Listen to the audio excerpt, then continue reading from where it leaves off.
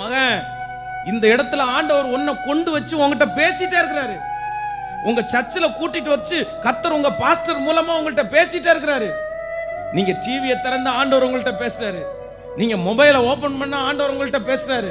நீங்க பாவம் செய்யறதுக்கு தான் அதை திறந்திருப்பீங்க. நீங்க அக்கிரமம் செய்யறதற்காக தான் அதை ஆரம்பிச்சிருப்பீங்க.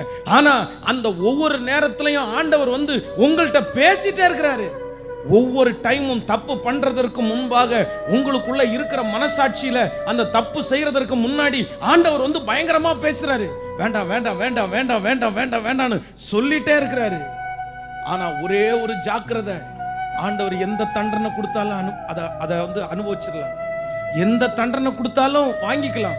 ஆனா அவர் பேசாம இருக்கிற பனிஷ்மெண்ட்டை மட்டும் உன்னால தாங்கவே முடியாதுப்பா.